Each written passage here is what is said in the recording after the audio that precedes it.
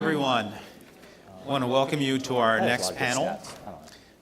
This one is a pleasure for me to moderate. These are two people who I've known from a former life. Some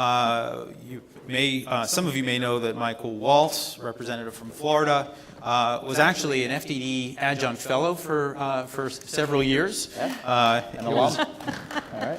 So it was a pleasure to work with him, and also Representative Elissa Slotkin from Michigan is a former colleague of mine from the American University in Cairo. So for me to have both of these guys up on stage today is a real treat. I'll very briefly just go through their backgrounds, and then we'll try to dive into the conversation here. So Elissa, soon after 9/11, was recruited to the CIA, where she became a Middle East analyst, working alongside the U.S. military during 3 tours in Iraq. Before becoming a member of Congress, she served as Acting Assistant Secretary of Defense for International Security Affairs, where she oversaw policy on Russia, Europe, the Middle East, and Africa. So welcome. And Michael, after being commissioned as an Army lieutenant, graduated Ranger School and was selected to the Green Berets. He served all over the world as a decorated Special Forces officer with multiple combat tours in Afghanistan, the Middle East, and Africa. And he later served as Defense Policy Director for Secretaries of Defense Rumsfeld and Gates, and also he served in the White House as Vice President Dick Cheney's counterterrorism advisor.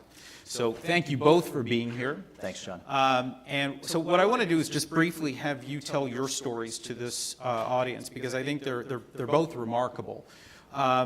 Mike, if you wouldn't mind just to share just a few minutes about your experiences in Afghanistan. I think a lot about the Bo Bergdahl story in particular when I think about your story, Sure. Which of course you've told in a book that's available on Amazon.com called Warrior Diplomat. Yes. But please, if you wouldn't mind just giving everybody a little bit of your background about you. Thank you, John, for the book plug. All the proceeds from that go to the Green Beret Foundation. But yeah, I had this really incredible experience in the sense that a lot of folks don't realize both the Navy SEALs and Army Green Berets have reserve units, which means you have to have a day job. My day job was with those defense secretaries, and then eventually Vice President Cheney, and had this fascinating, literally there I was in the White House Situation Room, and then saying, Mr. President, this is what I recommend. And then I had to be one of the only idiots in Washington that actually had to go execute the strategy that I had recommended, and then it would be a lot of fun coming back and putting on the coat and tie and saying, Mr. Vice President, here's what's really going on the ground, and speaking that truth to power. In one of those deployments, unfortunately, I had to lead the search for that young man that we know of as Bo Bergdahl, and make no mistake, he stacked up his gear, he left his weapon behind, he denounced the United States in emails to his father, and he absolutely cost service members their lives in looking for him. One of my first experiences on Fox, actually my first appearance, was the night after the Rose Garden ceremony, where he was declared a hero and said, "Time out, America, here's what really happened." So I think that truth to power and that ground truth is incredibly important to policymakers. Fast forward, one of the reasons that I decided to run for office is that we were at a record low in our nation's history in terms of veterans in Congress. In the late 1970s, we peaked at around 80% in terms of veterans in the House and in the Senate. Right now, we're hovering around 15 to 18%. Record low in our nation's history. Why does that matter so much? Well, one reason, which I think you'll see today with Elissa and I, is that ethos of service that we bring to serving in Congress. You know, I can tell you for sure, on the black helicopter in the middle of the night coming off an objective, nobody cares about race, religion, party affiliation. I'm not asking someone getting on the bird, are you a Democrat, or are you Hispanic, or where are you from? No one cares. It's about mission. It's about country. It's about getting the job done and moving the ball forward. And I think that ethos is frankly what we're missing now in DC and what we need to get back to. So posting on Facebook and yelling at the television isn't good enough. Get in the arena and step up and serve. And so, you know, what the heck? Well, we won. All right.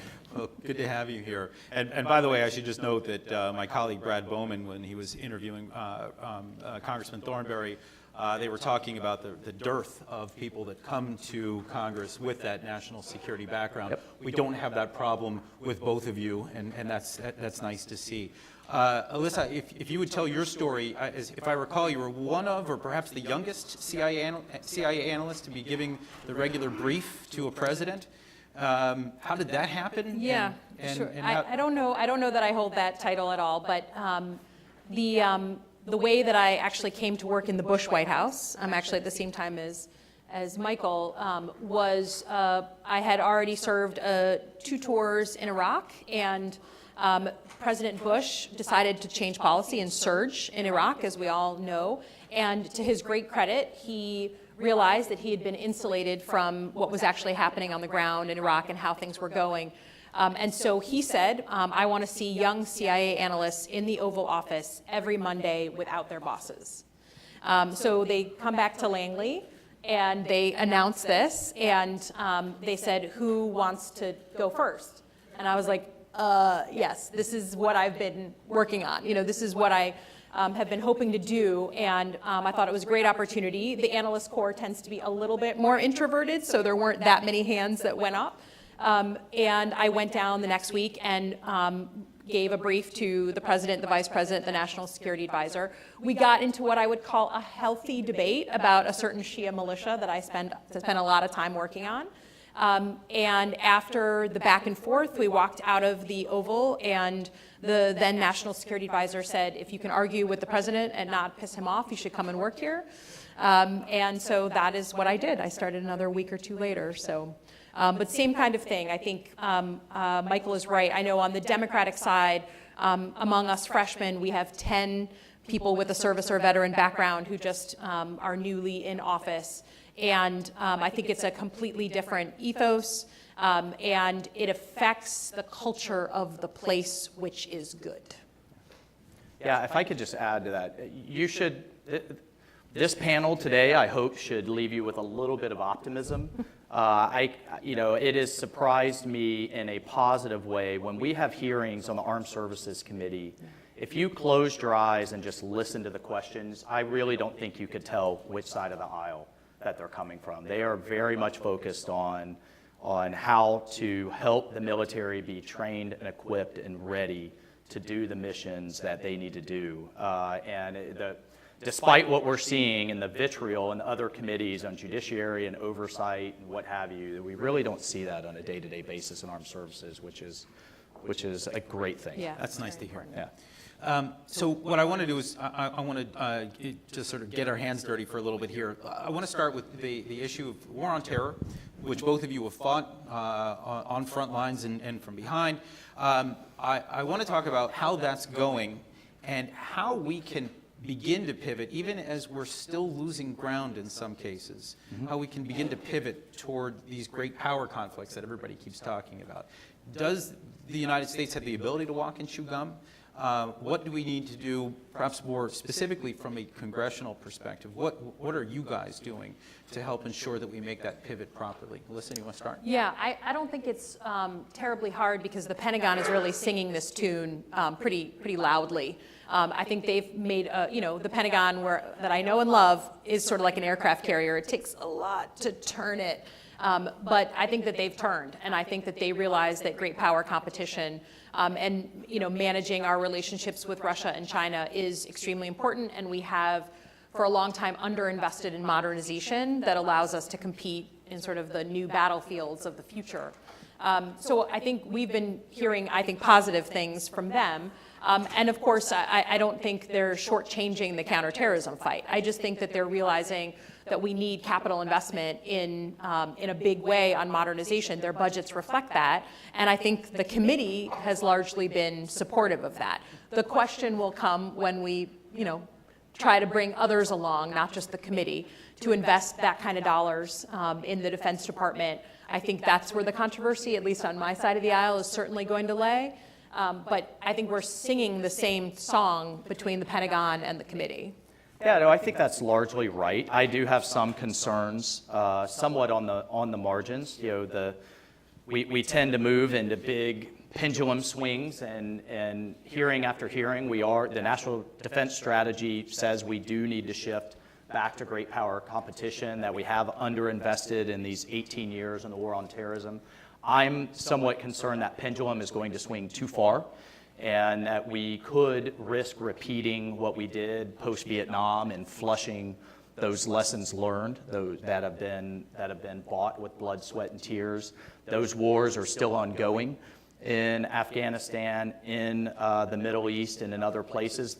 ISIS may be defeated as a caliphate, it may be defeated as a country, but it is not defeated as a movement. Al-Qaeda is resurgent, ISIS is resurgent in some places and spreading and metastasizing, and we just can't take our eye off of that ball. The Pentagon's comfort zone is buying big things that fly high, far, and fast, learning local cultures, learning languages, don't create a lot of jobs and don't have a huge constituency. So I do worry about it swinging too far, and all it's going to take is one, God help us, but one suicide bomber in a mall somewhere in America, and then it's suddenly we're going to be shifting that aircraft carrier, way back again. So the billion-dollar question is, how do we maintain the war on terror, which I believe is a multi-generational war into the foreseeable future, while competing with Russia and China, overlaid with $22 trillion and growing in debt?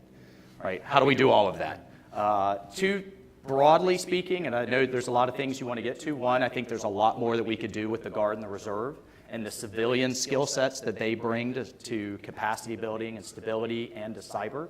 And then two, I think there's a lot more that we can do with public and private partnerships, and space is one example where, as a conservative, I love the fact that the private sector is leading the charge for the U.S. resurgence into space. SpaceX, Blue Origin, OneWeb, Firefly, I mean, I could go on and on with the companies. But those are areas where I think we could realize some great more return on investment in how we try to do both of those things. You raise a lot of points, and I want to get to a couple of them. Just briefly, are we negotiating our own defeat in Afghanistan? Yeah. So we eventually need to get to a negotiated settlement. Of course, almost every counterinsurgency in history has done so, but we have to do it from a position of strength. The Taliban believe that they are winning right now. We have to send the right signal. Most Afghans that you talk to don't know or don't care whether we have 8,000, 10,000, or 15,000. What they need to hear is that we are with you. You cannot outweigh, our enemies need to hear that you cannot outweigh us. And at the end of the day, I think we should be past the debate, do we stay or do we go? We cannot walk away from half the world's terrorist organizations. The debate should be, how do we do it better? How do we do it more efficiently? And how do we really rely on our allies for more burden sharing?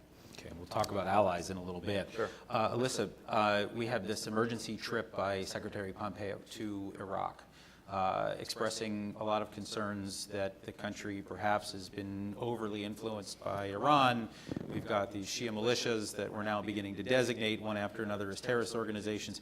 Have we lost control of this country that we put so much blood and treasure into? No, I mean, we've had this problem, frankly, from the moment we invaded. I mean, I think we need to be clear about the fact that I am a Shia militia analyst by training, so I have watched this for a long time. And Iran has always had their fingers in Iraq. They've always seen it, as extremely vital to their national security to be heavily involved and attempting to influence the direction of the country. They certainly used those organizations to try and get us out of Iraq and increase the price of being in Iraq. So that is, to me, is not new. I actually think that based on the combination of leaders we've had over the years, you actually have some better leaders who are less influenced by Iran than others in the past, which I think is very, very important. I just unfortunately think that we are always going to have this problem with the geography of the place. I don't think that means the country is going over, and I think it's important to just stay measured about it. I do think that some of these groups that were very, very important in overthrowing ISIS and getting them out of Mosul need to be incorporated into the state, or they need to be disarmed, right? We need to have a monopoly of power by the state, and that remains a real concern for me and lots of groups I now represent, quite frankly, the Iraqi Christians. But I don't think that it means the country is about to keel over. I think it means we need an intensive and ongoing diplomatic effort there. We need an intensive and ongoing military effort there. We are not going to be able to pull up stakes in Iraq anytime soon. Won't mean 100,000 troops, right. But we need to, I think, evolve in the way that we think about the global war on terror. Large land invasions in the Middle East are deeply complicated, expensive in blood and treasure, and maybe not the best approach unless absolutely threatened and required. Smaller, limited operations to make sure that the militaries and the countries we invest in don't get thrown over the minute we leave. Yes, that to me is sort of what we're in and what we're going to be in. So the way that you just described that, I think, sums it up perfectly, that we're trying to basically contain these challenges that we've been fighting for the last 2 decades with smaller forces, fight in a smarter way, and perhaps draw down a little bit on the investment in capital as well as the human investment as well, as we begin to shift towards China and Russia in particular. I think that's right. I could have both of you just speak a little bit about the way that you view China from Capitol Hill right now. It's what everyone's talking about right now. It's the focus of everything, right? You've got the Chinese threat, what they're doing in the South China Sea, the IP issues, the cyber issues. What does this mean? Are we into a new Cold War, or is it something that looks more hybrid?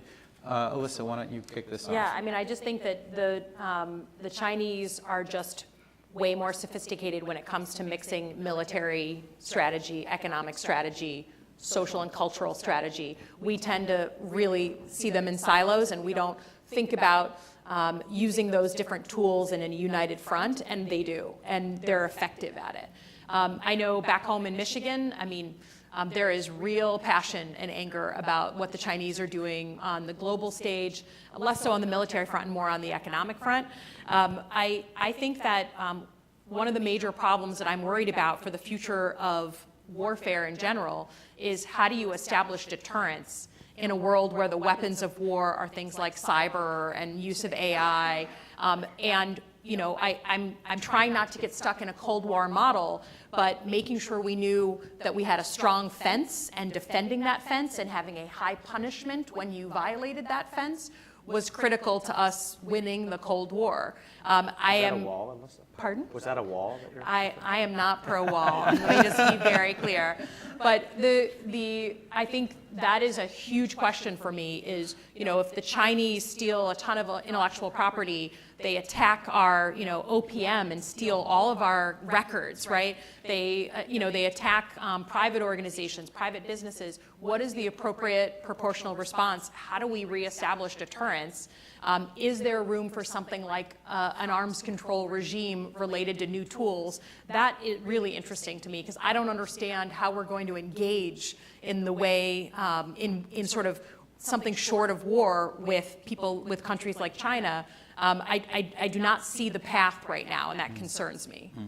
We've had actually people that have come to FTD that have suggested that we need that new Cold War mentality, that we're better at fighting those sorts of wars than we are fighting the ones that we have been.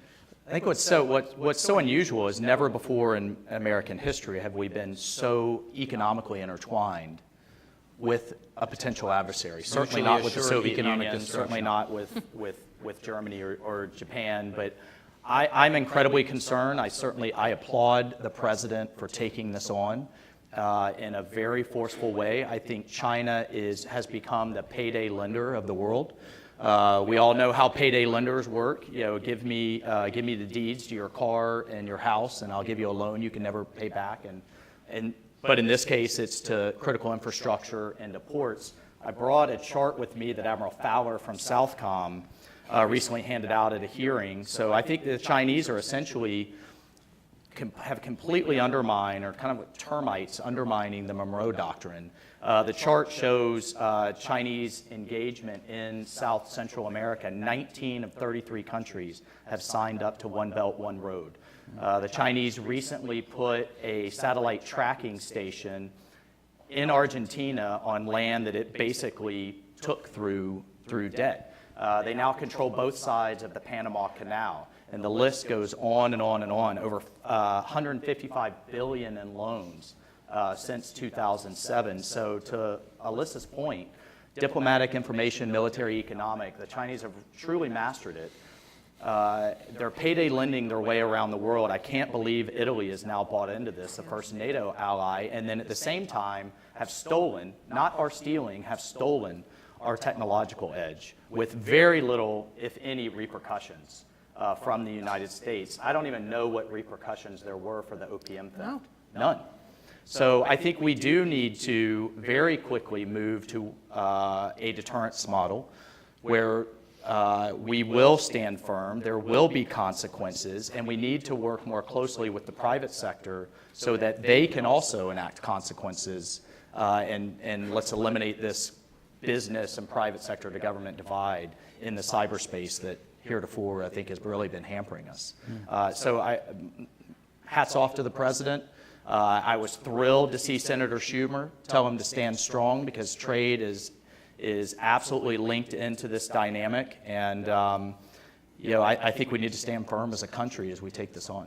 Yeah, I do note that, I mean, really, we have this economic link with the Chinese that does probably limit us significantly right now, and that, I think, is probably one of our greatest concerns moving forward. Let's talk Russia for just a moment. I think there's real bipartisan agreement on China, perhaps a little less so on Russia, but I think still there's a lot where we can probably agree. Where do you see things going right now on that front? I mean, I'm probably just a Russia hawk based on my experience of running the U.S.-Russia defense relationship. The last 3 years I was at the Pentagon and having to negotiate with them constantly on our mutual engagements in Syria. I do not think that they have accepted their post-Cold War status, and they are clamoring to be seen as our equals again, and they're going to use a whole host of tools in their arsenal to do it. And I think the thing that, obviously there's lots and lots of attention on the Mueller report and on what we learned in the Mueller report. I don't think it told us a ton more on the information warfare side than what our intelligence community had already come out with. But I don't like Russians being able to buy political ads in our system. I don't like Russians being able to, any foreigner, being able to impact the American political system. And so I have a bipartisan bill that closes a loophole that is currently open that allows foreigners to buy an ad for or against a candidate in our system. That's totally legal. So I think that there is the question with Russia, similarly to China, I think we have to be more clear-eyed about it. And while I would love to live in a post-Cold War environment that's happy and go lucky, they are not playing that game. And they're using the exact same playbook on us that they've used in Eastern Europe for a long time. And I think we need to just be open and honest about that. Well, look, I think if the active measures are not new, the Soviets used them throughout the Cold War, but if the Kremlin's goal was to have Americans opposed to each other so that we're not opposed to what the Kremlin's doing, it's working. It's great. And there couldn't be anyone more happier right now at watching America at each other's throats than Vladimir Putin. I think we need to draw a very fine line, or a very bright line, between Russia engaging in active measures and in hacking, two pieces there, in trying to influence our social media and hack our electoral system, between having influenced the election in 2016 or any type of collusion. There was clearly no collusion coming from the report. And I don't think they influenced the election, but our democracy is absolutely under attack. We need to keep a bright bright spotlight on that. And the difficulty is our elections are determined at the county level. So those are literally thousands of different systems, thousands of different protocols. DHS is working with local election officials, but we have a long way to go. I sit on the Intelligence Subcommittee on the Armed Services Committee. We have made huge strides towards protecting our electoral system, but we have a long way to go, and we can't lose sight of that as we spin ourselves in circle with this debate over the Mueller report. Okay, so moving from Russia, I want to speak briefly about what's going on with our NATO allies. Directly related, of course, and there's been quite a bit of debate about burden sharing, about the role of some of these multilateral alliances that we have. Where are we with that? I know that there is some debate here about whether we should be asking more or whether everybody's fine where they are. No, we should be asking more. I mean, Okay. we've had that policy for a long time. They've been underpaying for a long time.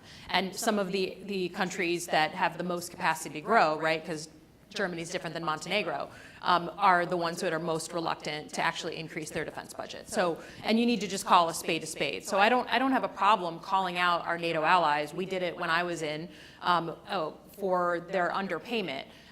But we also need to realize that, you know, publicly poking our adversary or poking our allies in the chest does come with costs. And I think that we need to acknowledge that for some of these allies, it's become politically hard for them to be seen as going with the Americans on things because it's bad politics for them.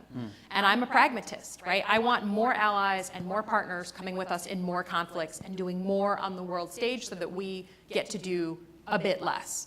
And I think that the way that it was gone about repeatedly, alienating allies, including people who are fighting and dying with us in places like Syria, to me is more than we needed to do. It was enough. But pushing them to live up to their commitments of 2%, 100%, and exposing that when you have a NATO defense ministerial or a summit, absolutely. So what's the way to bring them along if what we've done so far hasn't gotten them where they need to be? I mean, I think we have to acknowledge that right now the Europeans are openly talking about hedging and having their own foreign policy and national security approach that's separate from the United States. That is just factual. You go to the Munich Security Conference, they are just openly, Chancellor Merkel gets up, speaks, gets a round of applause for talking about, for the first time since the end of, since World War II, going their own way and having their own approach to national security. That we should be concerned about, just straight up. And I think that there is quite a bit that other senior officials have tried to do to maybe repair some of those relationships, but we got to call it out and say that anything that is making it harder for allies to engage with us, that is having them think that they're going to deal with China or others their own way, it ain't good for the United States. Mike? So I think we're probably I think Elissa and I are in violent agreement in terms of pushing our allies and our partners to step up to their commitments in terms of burden sharing. If I had a dollar for every speech I wrote as well and serving in the Pentagon and asking nicely in private and polite European forums for them to step up to their 2%, I'd be a much wealthier man. I think where we probably have some difference is the tactics to get there. I have no problem at this point, after so many years and so many decades, with the president naming and shaming those who aren't stepping up to the plate despite their commitments. I was on the ground in Afghanistan for years when the Europeans weren't providing what they had pledged, and when they did provide what they had pledged, they burdened them with so many caveats that it was essentially useless on the ground. At the same time, look, I 100% think the United States has to continue to lead in this global, lowercase l, liberal world order that we have enjoyed post-World War II. But if we look at countries that can step up and do more, what do we do in terms of China? I think we work with the Abe government to continue to reform Title IX of their constitution. I think it's time, 70 years on, for the Japanese to be able to have an offensive capability. I think it's time for the South Koreans to pay more. They've gone from basically an occupied country in the 1950s to one of the largest economies in the world. So I completely support the president in pushing for all of our allies to take more of a burden share with this is important, with American leadership. So the one thing I would say is there's one conversation about burden sharing and dealing with our allies on those issues, which I think we're, like Michael said, we probably more or less agree. I think, though, to see burden sharing as separate from a greater, the greater kind of conversation that's been going on with our allies is just, it's artificial, right? So when the President of the United States tweets that he's going to get out of Syria, right? And we have allies and partners who are fighting and dying with us. Jim Mattis resigned over it. Let's call a spade a spade. That is a really difficult thing to explain to our allies, and it basically ensures that the next time we go and ask them to come with us, they're going to at least think longer about it. I certainly would. And I will tell you that if the American handshake doesn't mean anything anymore, that you ask them to come and die with us, and then we just let them know out of thin air that we're not there anymore, that is a dangerous moment for American leadership if our handshake does not mean something. We have a few minutes left. What I want to do is briefly just speak about the kind of state of play in the broader Middle East. We hear a lot, speaking of allies, we hear a lot about this Arab NATO. I know, Mike, you've fought alongside some of these militaries, and I know, Elissa, you've worked with many of them. Are we looking at capable militaries? I mean, we look at Yemen right now, for example, and that's just been a hot mess. What can we expect out of this region? We see them coalescing in a way to counter Iran, but on the other hand, there's perhaps a lack of professional capabilities. What would you like to see out of the region if you could help guide it? I mean, I think the goal, wherever we are in the world, is that you have capable militaries that are responsible, that act in a decent, proportionate, and humanitarian way to fight off the bad guys in their country so that we don't have to do it, right? That's always our goal. And I think it's a patchwork in the Middle East.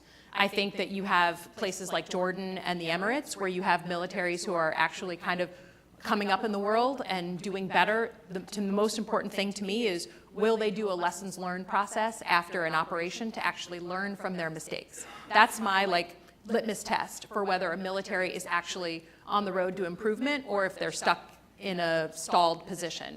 I think there are other militaries that still don't acknowledge that they're not perfect, and they therefore cannot do basic combined operations.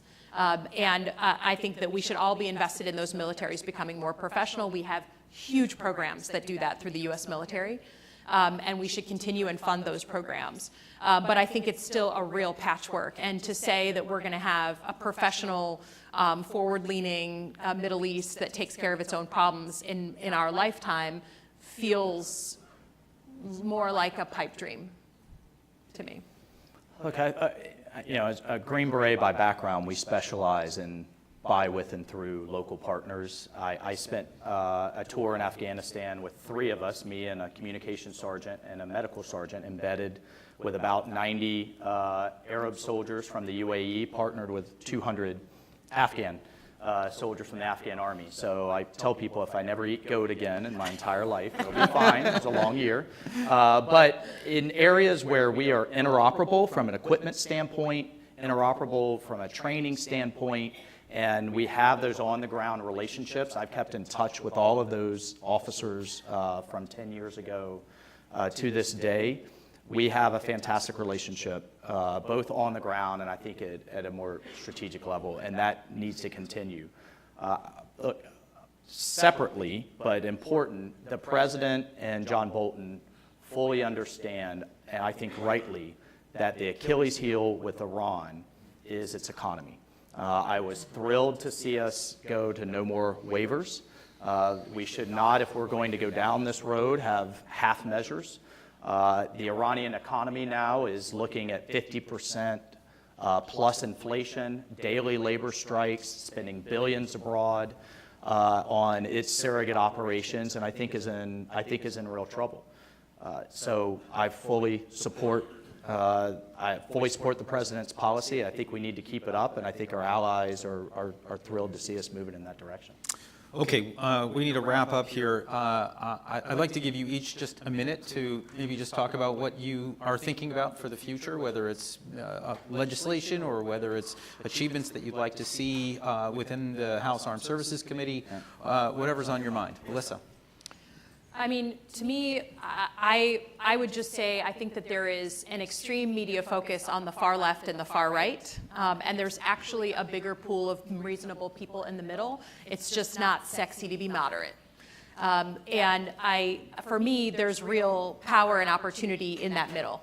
And I think that there is a real opportunity on legislation, maybe not on things that are at the top of the headlines, but when it comes to veterans issues, defense-related issues, Even Homeland Security issues. I'm on the northern border. I think there's a lot of agreement on our northern border and how to help up there.